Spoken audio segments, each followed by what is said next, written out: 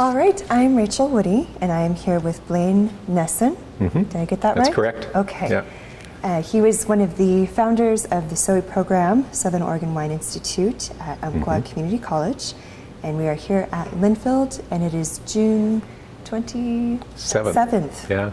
Thank you. So just to start out, and real general, would you tell us a little bit about your background? I was a college administrator for 38 years, primarily in community colleges, and retired as the president of Umpqua Community College in 2010, December of 2010. By way of education and growing up, I was in Idaho and got both my baccalaureate degree and master's degrees from Idaho State University, and then I received my doctoral degree from Oregon State. Okay. So how did you get to Umpqua Community College from there? I had worked in a number of community colleges, as I said, over the 38 years, and I actually was a vice president at Clark College in Vancouver, Washington, and was twice asked to be president on an interim basis. Once when the president was removed and things were really, really messy, and I sort of reluctantly took that job and lasted through it and didn't get bruised up too badly. And then another time when there was a planned transition, I was the acting president for a couple, 3 months. And from that experience, then I really felt like I was prepared then to move on to a presidency and applied at Umpqua and ultimately was selected. And so that's how I ended up at Umpqua Community College. And of course, the Southern Oregon Wine Institute, that was very much one of the things that you did there. Why a wine institute? Tell me a little bit about the thought process and how you got it going. I probably would back up a couple years. I started in 2004 as president of UCC. And when I started, the college had not had any new instructional programs for over a decade. And so the community at large was very, very much interested in how the college could serve the needs of the community much more than it had previously. And that isn't to say that the programs in place weren't good programs. They were good programs and very dedicated faculty, but there hadn't been a lot of innovation. And so over the course of the 6 years that I was president, we created 17 new programs. And they were all based on partnerships with the community and looking at local community needs. So in 2005, in the fall of 2005, I was approached by the wine industry because by then we had already created probably a half a dozen new programs, and they saw the college really reaching out to the community and saying, how can we serve you? And they came to me and said they'd like to talk with regards to how the college might help the wine industry in terms of providing trained professionals to work in that industry. So we were invited, my vice president of instruction and I were invited to attend the Umpqua Wine Growers Association meeting out at Brandburg Winery out in Elkton. And we stayed for the meeting, and at the very end of the agenda, then they talked to us with regards to what their needs were. And they said that basically the only way they could get a new trained professional is that if the individual wineries were to train them, because they couldn't have a trained workforce any other way. And that if the wine industry was really going to grow in Southern Oregon, they needed a pool of qualified, very well technically trained individuals to take on those jobs. And so we promised that we would take a look at it and see what we could do, and we needed to be partners in this because during that time we were in a bad recession. When I started in 2004, we were in a bad recession, and we never recovered from that until just before the most recent recession. And so there wasn't any money from the state to go out and do new programs. So the only way I could create new programs was if I could partner with the community. And so I always made that very clear. Yeah, we'll try and do this, but we got to get some real creative ways to fund it. And so we, in the fall, that was in the fall of 2005.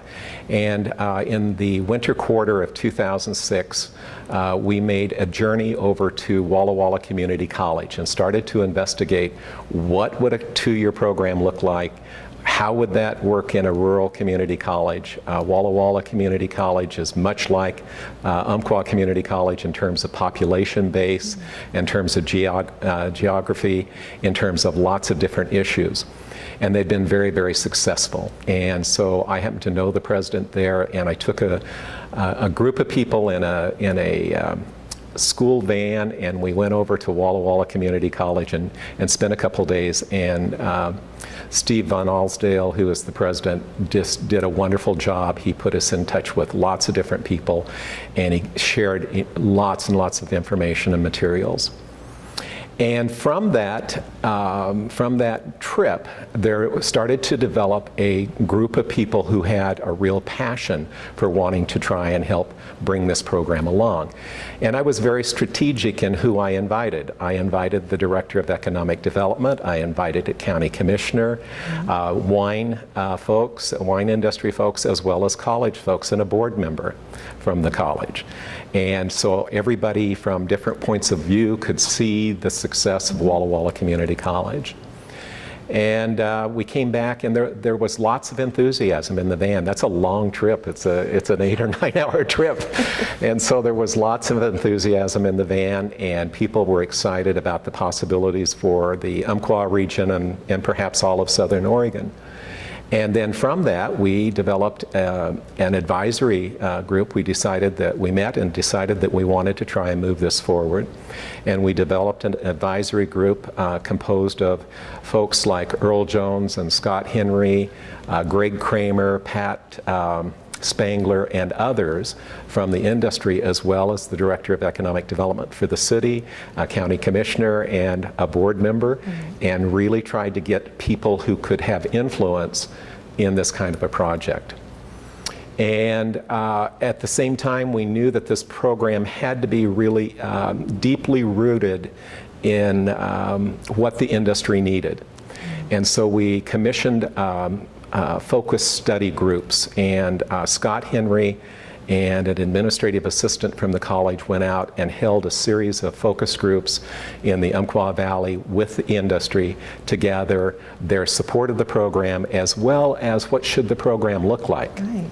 And Russ and Margaret Lyons down in Medford also did the same. And we had already envisioned that this was going to be a regional program because there weren't enough wineries in Douglas County to warrant a standalone program. And we knew that there were other educational needs in Southern Oregon. So Russ and Margaret went down and flushed out the same questions with the industry in that area. And then from that, we compiled all of the data in terms of what would the program look like and what's the level of support for this type of a program. It was interesting to me that they wanted the students to experience a full-scale winery, for instance, because you look at wine programs, and some programs are strictly sort of a little chemistry lab orientation, and they wanted a full-scale winery experience. So they wanted to see that the students could use fermentation tanks and hoses and do all the processes that are necessary. And they wanted students to move from viticulture into enology. And the other surprising part for me was that they felt like it was an important aspect of the program to produce wine and ultimately sell that wine to the consumer and receive feedback from the consumer about the quality or the imperfections or the perfections of that wine. And so if you look at the model of what we ended up with, it really is based on that industry input. That's incredible. Let me just kind of finish in terms of where we went next. Then from gathering that data and understanding what it is that we wanted to begin to offer, we needed to develop curriculum. And so then we went on a mad dash to California, to Chemeketa. And when I talk California, we went to Napa Valley and we went to Sonoma County. There's a community college there, which is escaping me right now. it'll pop back sometime, I'm sure. But anyway, Napa Valley and another community college in California, as well as Chemeketa, and borrowed their curriculums and how their orientation to their programs looked like, and put that all together with the information we had from Walla Walla Community College. Now we needed somebody from the industry who could help digest all of that information and help to begin to write the curriculum. And so we actually advertised a position, and we tapped a gentleman by the name of Jim Delfino from the Umpqua Valley. And he had lots of experience in viticulture and enology, but had never been a teacher, so this was sort of a learning experience for him. And he helped to develop all of the curriculum based on the industry input as well as the curriculum from those other schools. And then from that, we went out and commissioned a study in the fall of 2006, and Jim worked on this probably from the fall of 2006 till the beginning part of the spring semester or winter quarter in January, February, because all of the curriculum had to go to the state. And we got that submitted to the state, and then we commissioned a study in the fall with a company called CC Benefits out of Moscow, Idaho. And what we really wanted them to do was do a modeling study that would take a look at the experience of Walla Walla Community College, because they had had great experience diversifying and strengthening their economy through the wine industry. What would happen if we had a similar experience in the southern region of the state with that same kind of model? And the results of that study, the bottom line of that study, was that we would have, over an 8-year period of time, we would have 5,000 new wine cluster jobs and $115 million added to the annual payroll in Southern Oregon. And when people saw that as a possibility, they really got on board that this was important and that we were going to move forward.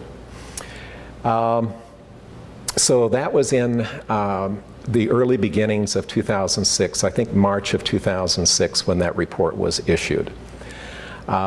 We wanted to begin the program in 2007, March of 2007.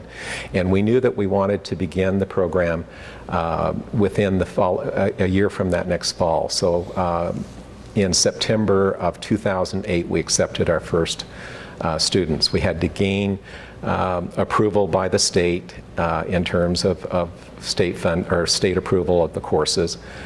There were lots of issues that we needed to deal with because we didn't have facilities. We had to have industry partners. And so we just continued to work on that for a good additional 9 months or so. And then we went out and advertised for a director of the Southern Oregon Wine Institute, and ended up hiring a gentleman by the name of Chris Lake. And I was on the Douglas County Economic Development Commission, and those folks knew that I had been working on this wine project because I very purposely was promoting it in speeches that I would give, presentations I would give. And Scott Henry was my sidekick in all of that. He and I did presentations. We counted them up at one time, and we did over 100 presentations in Southern Oregon to anyone that would listen. So county commissioners, to Rotary clubs, to Lions clubs, to anyone who would have us. We had a presentation complete with slides and handouts and everything that you could think of. Yeah. So we had obviously presented to the county commissioners, and they knew that, and we were in the process of hiring Chris Lake in May or June of 2008. Ultimately, I offered the job to Chris, and he accepted, and he has 6 wonderful children, and he moved this big family from Oklahoma to take over this responsibility. And as he left the campus, I thought, okay, you've got a wonderful director in Chris, and he's going to do a great job, but we haven't got the money yet to pay Chris. And so that was the next challenge was, okay, I think I know where I can get the money, but I don't have the money in the college's accounts yet. So I did a presentation to the Douglas County Economic Development Commission and asked for $200,000. And that was enough money to allow us to start the program, pay for the director's salary for 2 years, and hire an enology instructor the second year and pay for his salary. And my theory was that by the time I got through 2 years of operation and got the equipment that I needed, that I would have enough resources coming from the state and other areas that I could cover those costs within the college budget, which proved to be true.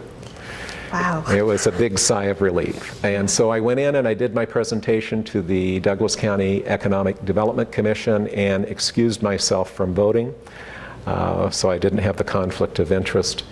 And I have to tell you that I was surprised with some of my fellow commission members who drilled me with questions, and I was shocked by the level of the intensity of some of the questions, especially from a woman. Her name was Georgia. I can't think of her last name right now, but anyway, Georgia Stiles, longtime community leader and realtor. She just absolutely nailed me with some questions, and I was sort of shocked by that because she's a good friend. But I got through all of her questions and things that I hadn't really quite thought of in terms of the questions that might be asked. And she said after the meeting was all over that she did that purposely because she knew that I was going to have to do similar kinds of presentations, and I needed to be prepared. And so I actually thanked her for doing that. Oh, of course. And the county, or the commission, approved the $200,000 with a recommendation to the county commissioners to fund the project. But ultimately, it was a decision of the county commissioners. And so then we had to do a very open public request at a county commissioners meeting. The audience was full. And the county commissioners were very supportive. They asked a lot of really good questions. And I will never forget Joe Lawrence, who was a county commissioner, talked about the great potential this program had for economic development. And then he turned to the audience and he said, if anyone else out there has any better idea for economic development, we want to hear that today. And the room fell dead silence. And after that moment of silence, the county commissioners unanimously approved the program. Wow. So then we had enough money to operate the program. Another interesting aside, when we were trying to gauge the program and the interest of the program, we did a series of workshops just to kind of sample and see, could we fill a workshop? Were there enough people out there that might have an interest in this industry to fill a workshop? So the first one that we offered was establishing your vineyard. And it was an intro 101 to viticulture. What are the issues in terms of site selection and soils and sun exposure and drip systems versus non-drip systems and various varieties and all of those kind of things. And it was a 1.5-day seminar. It was a total sellout. We had people from Portland who came down. It was amazing. And we did a couple other workshops like that, and they always sold out. So we felt like we really had a winner in this program, that there was enough interest in Oregon and throughout Southern Oregon specifically to warrant this program. The program is a very unique program as it started out and as it continues today. It's in a transition phase in the next few years now that they have a building. But we didn't have a building, we didn't have a place to make wine, we didn't have a vineyard, we didn't have any of those things, but now all of a sudden we've got 20 students in the fall of 2008 and an instructor for viticulture, followed by another instructor the next year in enology. So we knew that we needed to work with industry to try and figure out solutions to those challenges. And you know, if you're a vineyard operator, if you own your own vineyard, you don't want some students that are just practicing to go out and start pruning on your vines, because they could very easily ruin your crop. Right. And so they've got to have a degree of comfort that our instructors are knowledgeable enough and have the supervision over the students that will allow these students a good learning opportunity in terms of hands-on laboratory experience, but won't damage their plants. And so there was a little bit of reluctancy from the industry. That wasn't the easiest thing to process. But we did get a number of, several vineyards that opened up and allowed us to do that. And then word spread that you can trust these students. They're getting well trained and they have good supervision and things are okay. And so we used a number of vineyards until we established our own vineyard on campus about the time the building was started. And then we did the same thing in terms of when we added the enology part of the program. It would allow us then to use wineries within the Umpqua region as well as down in the Medford region. So we used Palette Winery down there, and we used a winery up in the Umpqua to make the wine and let them harvest the berries and crush the fruit and ferment and do all of those steps. So the part that I was getting at and sort of got sidetracked in that part, in those details, the part that I was getting at is that this program had to appeal throughout a region. And so it was all offered online, and it continues to be offered online today, and will eventually transition to an online program as well as an in-person program. Okay. So the lectures will be offered in person as well as online, so that you can continue to serve that 7-county region that this program is responsible for serving. But for those students that perhaps would want a more in-class traditional experience, they'll have the in-class experience as well. Now, I remember vividly how difficult it was to form partnerships in 7 counties. And if you know anything about Oregon community colleges, is they're fiercely independent. And part of that independentness is that they serve their own districts. And so they're defined as a district. So, you know, if you look at Douglas County, Umpqua Community College serves that county. And if you look at Rogue, they serve Jackson and Josephine counties. So when I, as a president, went into my peer president's offices and said, I'm creating this Wine Institute program that will serve your industry in this county, in your district, and I need to be able to come into your district and recruit your students out of your district into this program, that met a little bit of opposition and a little bit of questioning, because that is not the way we do business. Okay? And I assured them that we would not ever show a brochure about our business program or our nursing program. We would only be specifically there talking about the wine program to only those people who voiced interest in that program. And we formalized those agreements and formalized those relationships. And so we were serving, out of those 7 counties, I believe we were serving, or actually in 4 other community college districts: Lane Community College, Klamath Community College, Rogue Community College, and Southwest Washington Community College over on the coast. And that was a little bit tricky, but it worked. And quite frankly, it was, I think, strategic on their part too, because they could offer the gen ed classes. So if they were needing, you know, some of the very basic gen ed classes or even developmental classes, they could be offered in their local community college, and the student wasn't traveling, they were doing distance ed, and so that all worked. And we had 1 or 2 little rough spots with misunderstandings, but we got those worked out, and the program is alive and well and has served that population since 2008. It's a really incredible story. I think you had a very purposeful plan with a huge vision that required a tremendous amount of cooperation in the community, the wine communities, in your peer community college communities. Could you talk a little bit about how that translated to the Umpqua Community College as it existed? And well, it was interesting. It was probably one of the biggest undertakings the college had ever taken. Just because of the scope and nature of trying to connect with people in Medford, trying to connect with people in Ashland and over on the coast. And I mean, the complexity of the issues were enormous. And, you know, I'll give you an example. This was sort of an interesting example, will be an interesting example. So we had Chris Lake hired as the director of the program, but we didn't have any students. And he's not going to be there till July, and the program starts in September.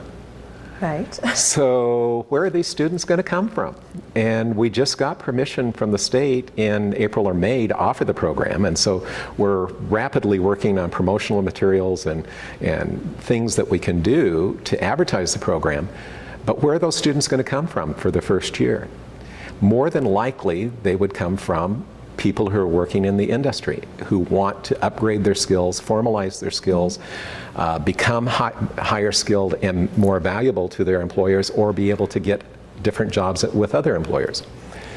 So we created a roadmap and looked at all of the wineries in Southern Oregon. And we didn't have anybody that could go out and make calls on all of those. So what I did is I took my administrative team, and the college was closed on Fridays during the summer. But we worked on Fridays, and we went out, and we would go out even on Thursday and work 2 days, and we divided all of the Applegate region and the Umpqua Valley region and Lane County and all the other places that there were wineries. And we divided those up among the Vice President of Instruction, Vice President of Student Services, the VP of Admin Services, myself, and one other administrator. And we went out on the road with our brochures and promotional materials, talked to wineries, operators, talked to their employees, whoever was interested. And by September, we had the class filled. And it took that kind of effort by the college in general. So if you look at the impact this program had on the college, it was very, very significant. It's number one, a very, very visible program, because it isn't just visible in Douglas County, it is visible throughout the region. And quite frankly, it's visible throughout the state, because I'm trying to get state money. I've met with the governor on economic development recovery bonds, and I had Sue Schaefer, the tribal chair, who was a strong, strong Democratic leader and knew the governor very well, go with me, as well as Scott Henry. And we had an hour with the governor and his economic development team.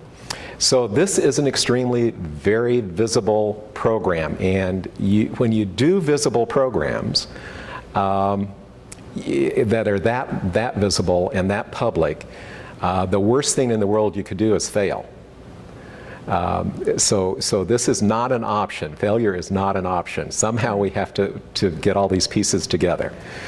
And so, you know, I think my board was a little nervous, quite frankly, because, you know, we've got a lot of political skin in this game, given the exposure of the college. And so they're really wanting some assurances that this indeed is all going to work, and that somehow all these pieces are going to come together. And quite frankly, I can't give that assurance other than I can tell them I'm going to work as hard as I can to make this happen, and I think we have an excellent chance of making it happen, but I can't assure you that it will happen. I can't read those cards that well. Right. But you know, my whole theory was I was looking for money and opportunities under stones.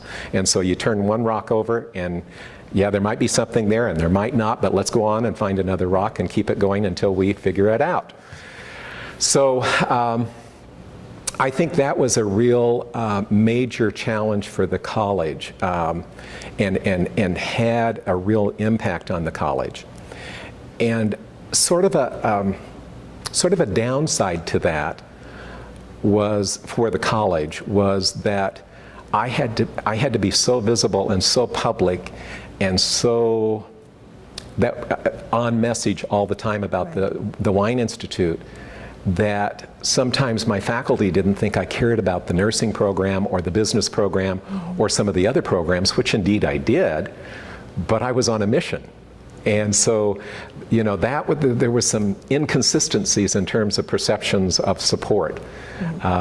You just had to understand that was part of the dynamics and deal with it as issues would come up. But, anytime you grow programs like that, I think there's always a downside to things in terms of your institutional culture and the way people perceive things.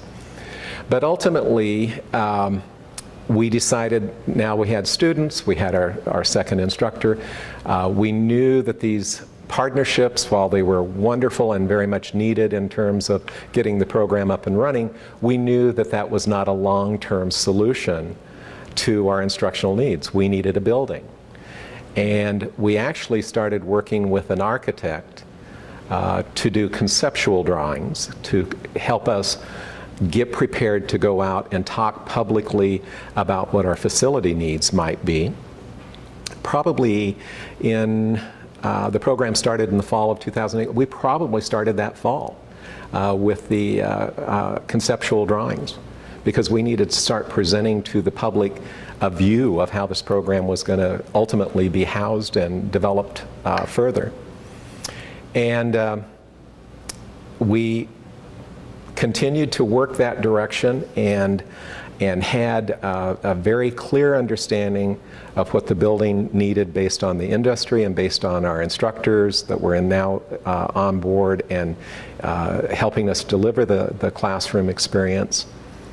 And we got some really good drawings and decided that we were going to go out on a campaign and start the campaign in late 2009. We were going to launch it in late 2009. And if you remember the economic history of that year, things started to melt down in July of 2009 with some financial institutions that went under. And by fall, things were really shaky. And that was the time we were going to go out and ask for $2.5 million. Right.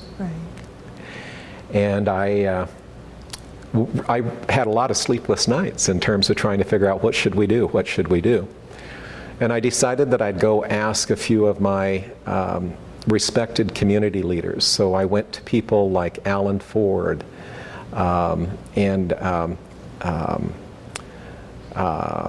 couple other major leaders within Alan Ford owns Roseburg Forest Products, and he's the largest employer in Douglas County. And Neil Hummel is a very, very successful realtor, as another person I asked.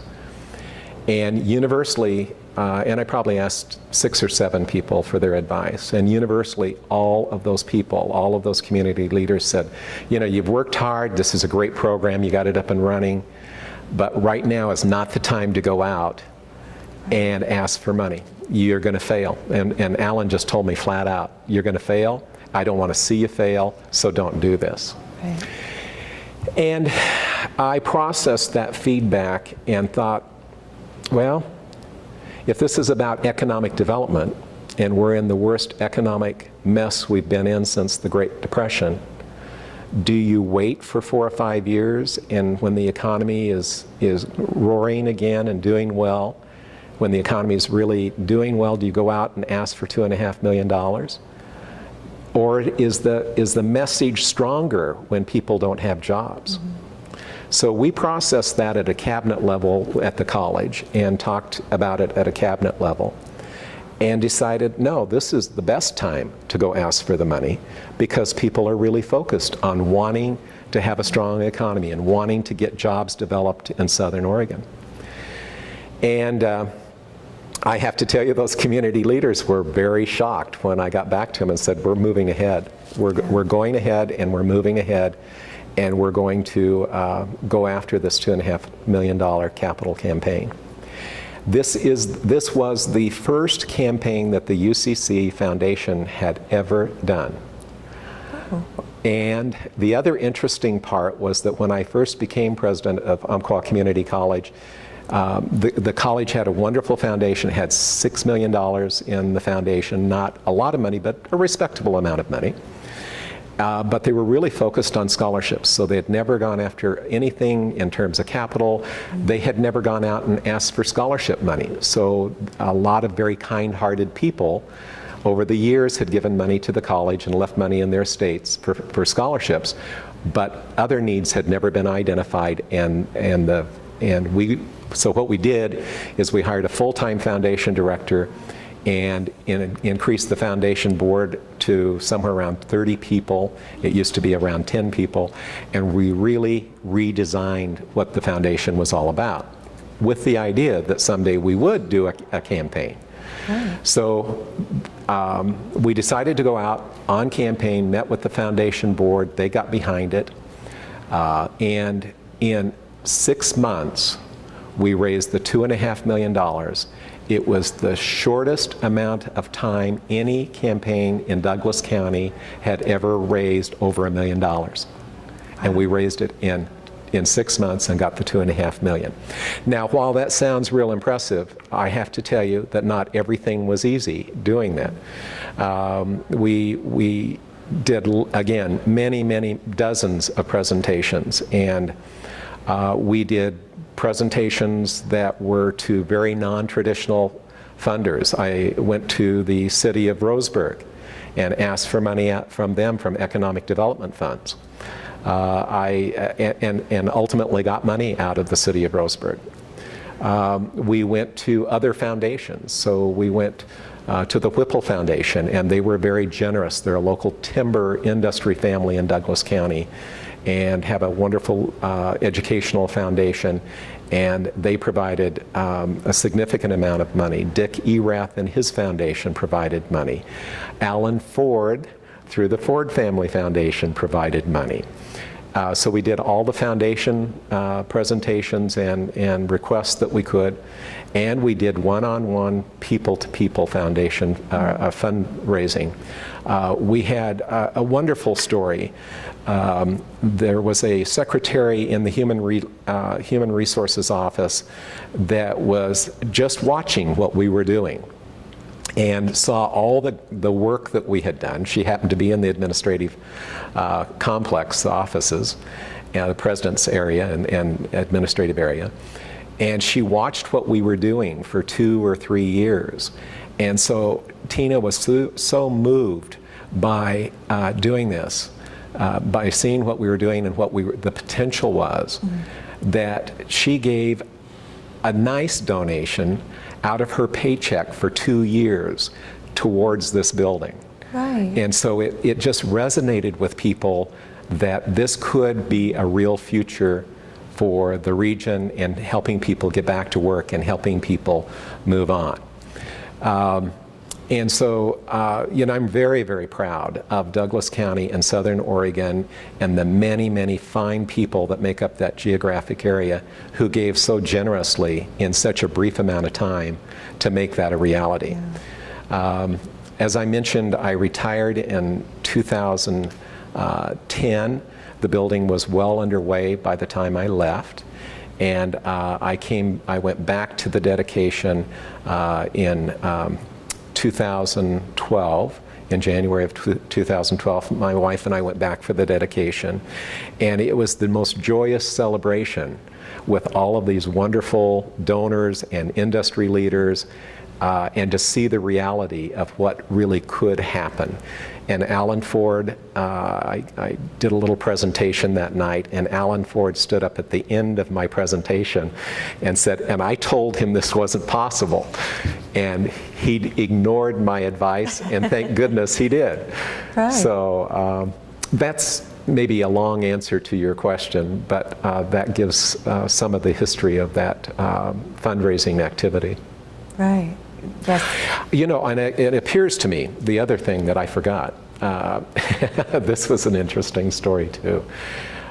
We needed to in order to kick this capital fundraising activity off, we needed a lead donor. And you know, and if you're looking at a lead donor, you're looking at a lead donor for, you know, close to $1 million or more. So that's what my dollar figure was. I was looking for somebody that would do $1 million, around $1 million or more. And I had a gentleman who was a very well-known attorney in town, Danny Lang, and he helped me start the paralegal program earlier in my tenure at UCC, and gave generously of his time as well as his resources to help that program become a reality. And was really a leader, because I was sort of a skeptic when he came in and asked me to start a paralegal program. But I didn't understand at the time he proposed that, the potential of that program and the potential for employment. And he was patient and a good teacher, because I learned from him. Right. So I thought of Danny because I knew that he number one, was passionate about education. He came from humble beginnings. He cares so deeply about the underdog. If you look at his law practice, he oftentimes serves very disadvantaged people who need to have a legal voice, and he's very passionate about his work. And I knew that much about him because I'd worked with him before. And so I thought, well, maybe this is a program that would resonate with him. So Dennis O'Neill, the director of the foundation, and I took Danny to dinner one night and proposed that he might be our lead donor, and proposed an amount to him. And his immediate take on it was, I don't know anything about the wine industry. I don't consume wine. I may drink a glass or two a year, but right. I really am not a wine connoisseur. I don't even know how to pronounce those names of those wines, much less. Why would I be connected to this? Why would I even care about it? If it was something to do with law, yeah, I'd care. But he really voiced some concern about the concept of supporting the wine industry. And so I did my connections for him in terms of getting people back to work, creating jobs in Douglas County, providing living wage jobs, helping the area grow, all of the things that I thought would connect with his value system. And he said, well, he'd think about it. So we gave him a couple weeks and took him to dinner. And this slow process took probably around 2 or 3 months, with dinners or lunches every couple weeks. And he'd have a list of additional questions, and we'd have good discussions and good meals, and just kept processing it. And finally, we were at Dino's downtown Roseburg, an Italian restaurant, late at night, and talking. And he said, you know, I think I can support this, and I'll get back with you in the morning and tell you what that dollar figure is. So, you know, we wanted to go out on the town and celebrate. Right. Finally, we have a lead donor. Mm-hmm. And he understands what a lead donor is. I mean, he understands there's a significant amount of money that he would be donating. But we don't know what he's going to donate.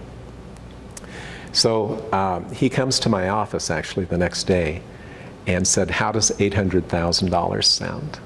And I said, by golly, I think that sounds like a lead donor to me. And so we took we formalized the agreement, and he agreed to donate the $800,000. And because of his generosity, we named the facility the Danny Lang Teaching, Learning, and Event Center at the Southern Oregon Wine Institute. And it's a great recognition of him in terms of his leadership and commitment to the community, and his value of education, and again, his support of trying to create opportunities for people that would not otherwise have opportunities. And when I say the Danny Lang Teaching, Learning, and Event Center, that brings me to another thought, and that is that building is very beautiful, very modern, but it is also a building that serves many, many purposes. The building is a full-scale winery. So the south end of the building is a full-scale winery with all kinds of great equipment and everything that a student would experience in a real winery, because it is a real winery. It has a laboratory out in front that is a vineyard and will continue to be developed, so that the entire hill where the building is located will be covered with vineyards, and there's actually an additional spot where another vineyard named after another community wine grower will take shape. And the winery, or the vineyard around the winery, the Soe building, is named after Scott Henry. And another part of the building is obviously classrooms. There's a viticulture and enology classroom, but there's also a laboratory within the building, ETS Laboratories, premier testing laboratory out of St. Helena, California. And that was on one of our trips to California. We went up to St. Helena and met Gordon and Margaret Burns, the owner of ETS Laboratories, took them to lunch and said, we're looking for a great partner, and you should look at us in terms of partnering and being able to provide testing to all of Southern Oregon, and explained the delay in testing that the wine growers down there experience in sending their lab work out, or having to do it themselves and not necessarily having the best results. And so he flew up, Gordon and his wife flew up and took a look, and I'll come back to that in a minute, because that's an interesting story in and of itself. But I want to finish the building. So we have ETS Laboratories, and they just had a grand opening actually it was earlier this month. So they are on site providing full testing facilities now to all of the wine industry. And they're going to be teaching some of the classes through Soe. And they'll be doing some of the workshops that are offered as continuing education to the industry. And that's another important part of this building, is ongoing education and support of the industry. So there are marketing classes that are and workshops. There are laboratory and how to obtain the best results with their wine type of workshops. So there's all kinds of things that can occur in that building. And the final part of the building that I'd point out is an event center.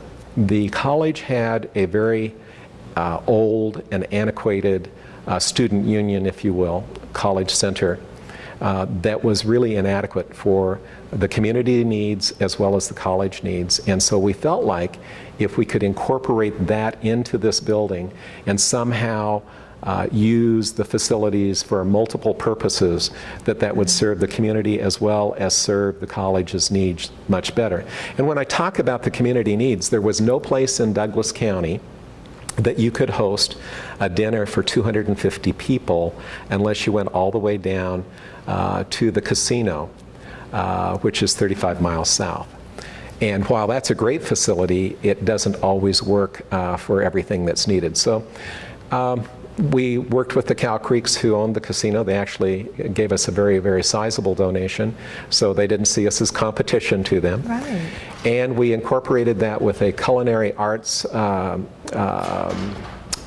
preparation kitchen, not preparation kitchen, but banquet kitchen, so that all of the food was prepared in a brand new state-of-the-art kitchen down in the Student Union building, and then it was would be brought up to the Soe building, the Danny Lang Teaching and Learning Center, and served out of that catering kitchen for 250 people for sit-down dinners.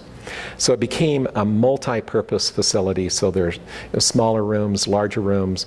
You can accommodate 250 for dinner. And you actually, by using the winery downstairs, you could accommodate some 400 or 500 people for a major event. Wow. And so it is a tremendous resource. I said I was going to tell you another story, and that story was related to, Gordon Burns. So Gordon and Margaret Burns flew up and said they would check us out, and they have their own private jet. And they also have a laboratory with Walla Walla Community College. And they've really enjoyed their relationship with Walla Walla, and it's worked very, very well. And Gordon told me, he said, number one, if I come up and take a look, you've got to have an airport that I can get in and out of. And I said, that's no problem. We got an airport you can get in and out of, and it'll accommodate your jet. And he said, and it's got to be an area that I want to come to, because I don't want to have to come to someplace that I don't want to be there. So aesthetically, it has to be a place that I want to come to. And I said, well, you're going to love Umpqua. I mean, it's a beautiful, beautiful area. And I did a little research and found out he liked to fish. So I arranged for a VIP lunch for Gordon and his wife out at the country club, and invited all kinds of community leaders, county commissioners, city council, economic development folks, all of that. And they were primed ahead of time and said, you need to sell this area, because if he doesn't like this area, doesn't see the value of the area, he's not going to want to come. And then the icing on the cake is we took him in the van before he had to fly home, and we took him up the North Umpqua River, and he got to see firsthand the beauty of the river and the salmon and all of that, and he was hooked. And so he said, yep, this is going to work. So he became a partner and pledged that he would establish a satellite testing facility at the SOE building and be part of the program. So interesting how those things all take place. Right, and I believe you told me another story about finding Dick Erath down in Arizona. That was sort of on our funding journey, and as I mentioned earlier, you just pick up various stones and look and see what you can find, and sometimes you're successful and sometimes you're not. I had heard that Dick Erath had a foundation, and did a little research and found out indeed that he did, and was told that Dick vacationed, was a snowbird down in Arizona. In all places, Green Valley. And we happened to own a home in Green Valley that we would go down for various holidays and vacations of our own during the winter. And we were down there for Christmas one year.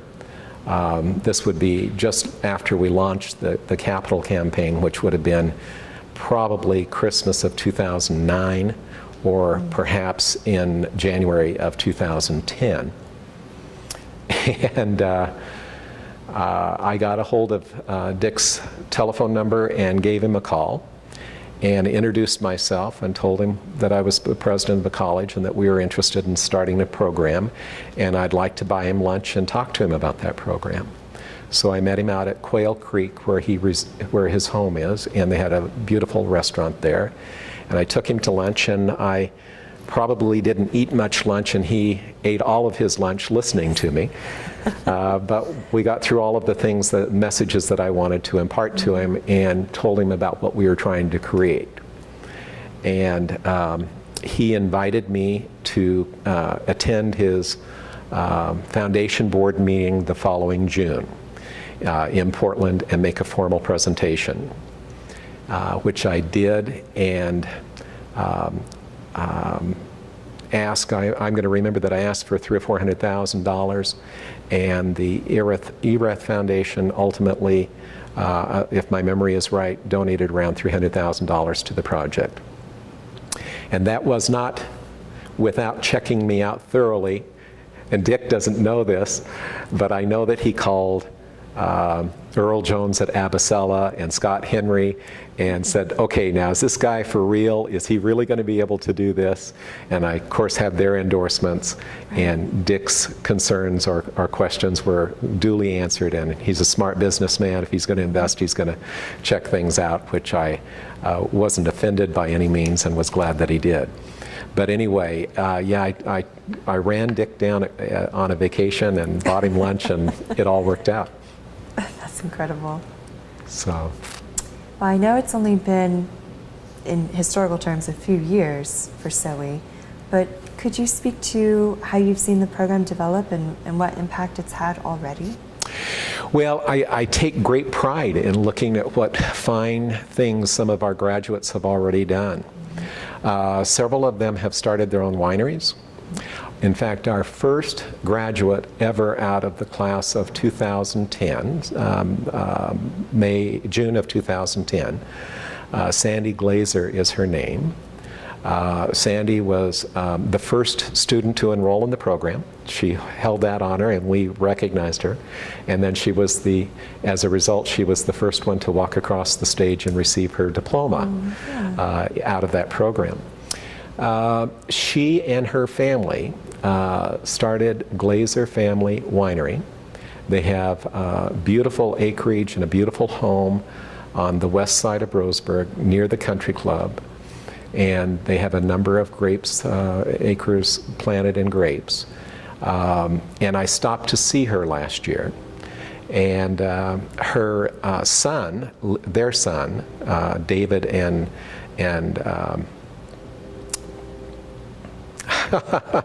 what did I just tell you her name was? Sandy. Sandy, thank you. Sandy and David Glazer are the parents. Their son, Leon, is also involved in the business, and he actually dropped out of OSU's engineering program. Very, very bright young man, but dropped out because he found a passion in the wine industry and decided he wanted to go into business with his parents to start this winery. So anyway, I stopped by to see how they were doing, and they've got a beautiful, beautiful wine tasting room now. And some incredible wines. They're doing very well. Sandy makes all the white. Leon makes all of the reds. Plus, they've opened up a distillery. And so they're doing distilled spirits. And he had processed, I think, some vodka and was doing some other kinds of distilled spirits, but I don't recall. But their wines were receiving very strong recognition, medals, gold medals, and other recognitions.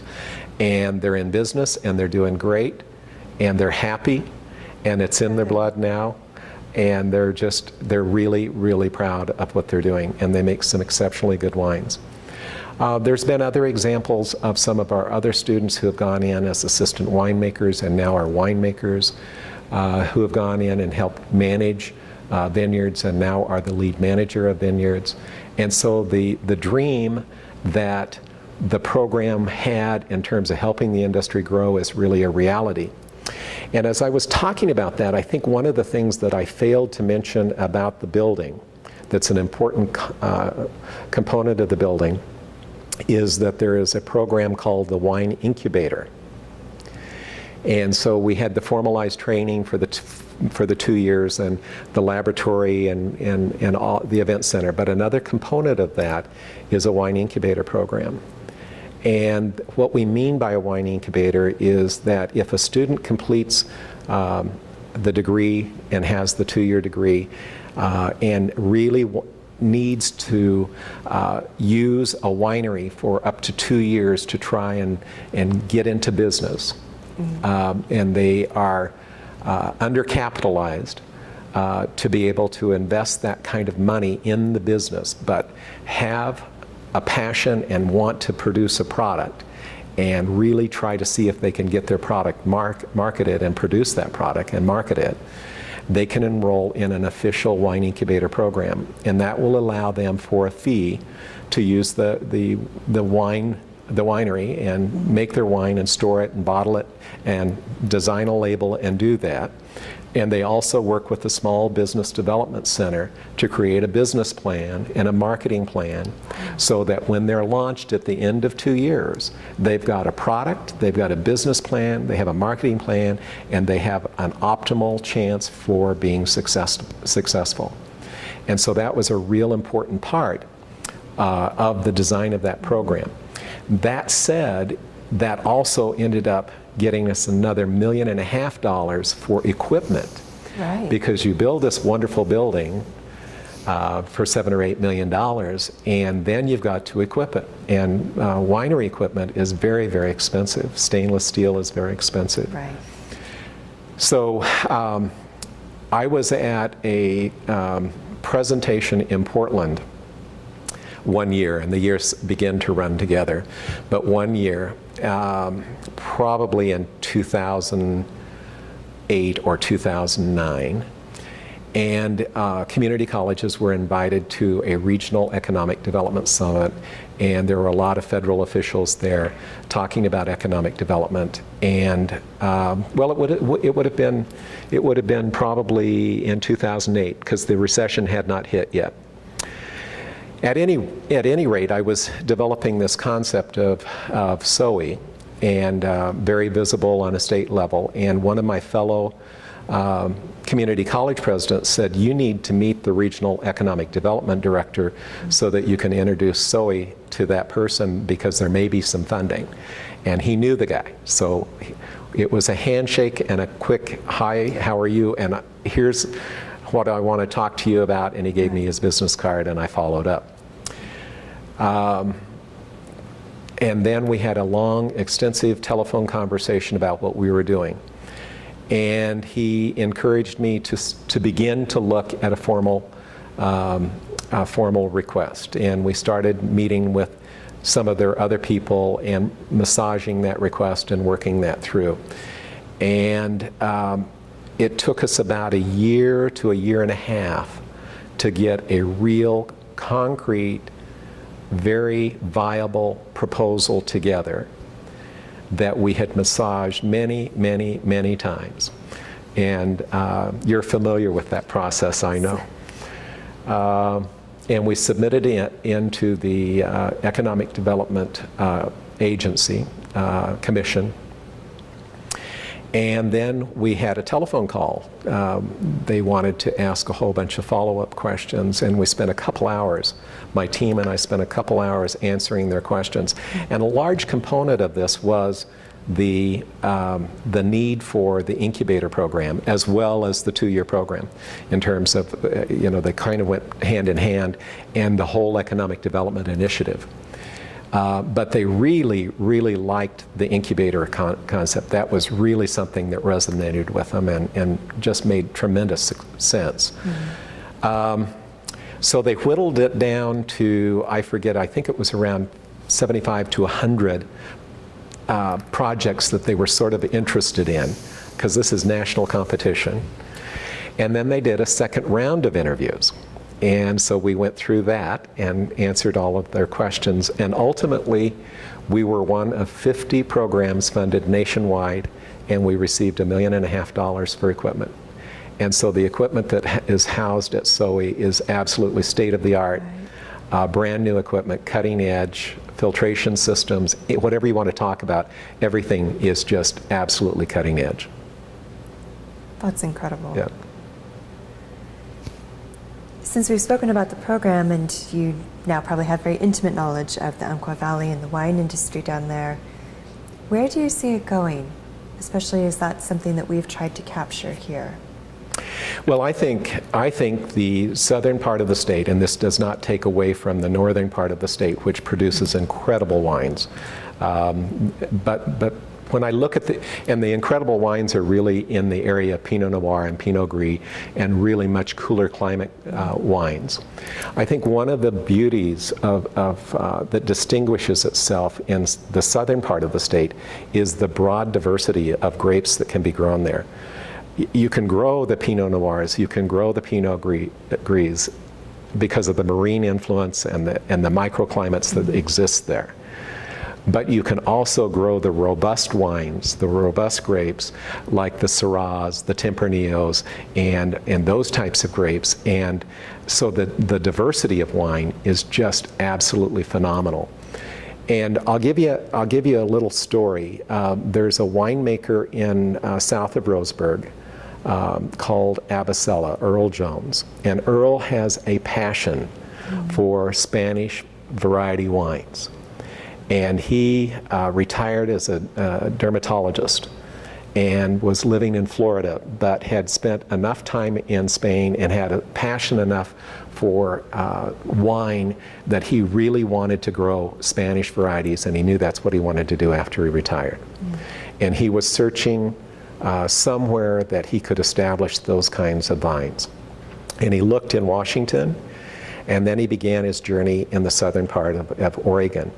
And he felt like he had stumbled upon an area that was on the same latitude as Spain and some of the great growing regions of the world in terms of Spanish varieties. And he looked at the soils and he did his analysis, and he felt this was the place to grow great Tempranillo. And he's absolutely right. I mean, he's won gold medals in Spanish competition. You know, that's hard to do, to beat out the Spanish folks in their own Tempranillo is hard to do. So I think if you look at the industry in the southern part of the state, it is ripe for development. I think you're going to see lots and lots of continued development in the wine industry in that part of the state. And it's a part of the state that is somewhat undiscovered, because, you know, while it has its diversity somewhat is its Achilles heel. Because if I talk about the Willamette, I'm going to talk about great Pinot Noirs and Pinot Grigios. And people know that. I can go to the Willamette and get wonderful Pinot Noir. But if you talk about the southern part of the state, you're going to talk about lots of different great wines, but not one single variety that is going to be absolutely the stellar throughout that part of the region.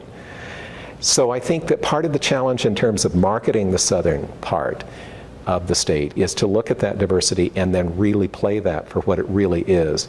And it's a great growing, wine growing region with great diversity and great potential. And I think you're seeing part of that vision and potential take place. Duck Pond came down and bought, I forget how many acres out near Scott Henry. Melrose has developed another huge part of their vineyard out by Scott as well. There is a very large section of land that is being developed by a couple from New Zealand. And so you're starting to see, just in the few years since we started this program, great additions of wine, grapes being put in the ground, and you're seeing additional wineries. And I think over time, you're just going to see that continue, and success breeds success. And so when the word gets out that more and more people are finding more and more success in the southern part of the state, you're going to see more and more wineries develop there. Is there anything that I should have asked you that I haven't so far? Or any last thoughts that you'd like to share with us? You know, the only thing that comes to mind that I would share with you is that journey, while it was extremely challenging, was extremely fulfilling. And I met some of the most wonderful people in the wine industry and have such great respect for their craft, of the art that they do with wine production, and how they really are able to produce such a fine product, and the amount of hard work, dedication, and love that they have for their industry. I mean, it's incredible. And I found that almost universally with everyone I came in contact with in the wine industry. It's a very, very unique group of people. And somebody told me a long time ago, they said, once you get wine in your blood, you never see the product the same. And I think that's true. I think I have a little wine in my blood as a result of this project. That's wonderful. Okay. Thank you so much for your time, Blaine. You bet. Thank you.